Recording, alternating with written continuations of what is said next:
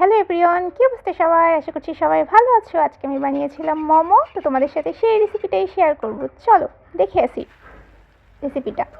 প্রথমে আমি কড়াই একটু তেল দিয়ে দিয়েছি, তারপর পেঁয়াজ কুচি একে একে দিয়ে দিলাম, রসুন কুচি, আদা কুচি এবং একটুখানি লবণ দিয়ে এটাকে ভালো করে নেড়ে চেড়ে নিব। তারপর দিয়ে দিব, বলতো এটা কি, মুরগির মাংস।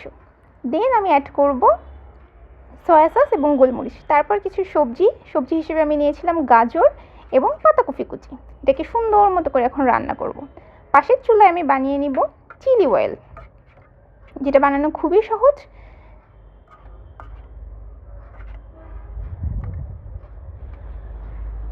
প্রথমে আমি প্যানে তেল দিয়ে দিব, তারপর দিয়ে দিব রসুন কুচি। এটাকে যখন একটু পোড়া পোড়া করবো, তারপর হচ্ছে আর একটা বাটিতে নিয়ে নিব চিলি ফ্লেক্স এবং রসুন, সাথে নিয়ে দিব অল্প একটু তেল। তারপরে সেই গরম তেলকে এটার মধ্যে ঢেলে দিব।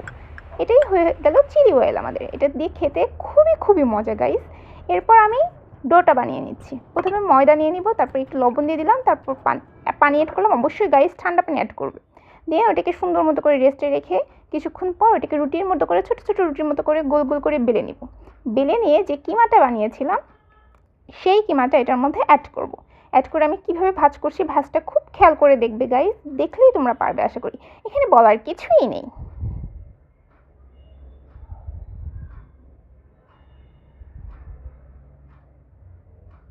খুব মন দিয়ে দেখো গাইস, শাড়ির ভাজের মতো সুন্দর করে কুচি কুচি কুচি দিলাম।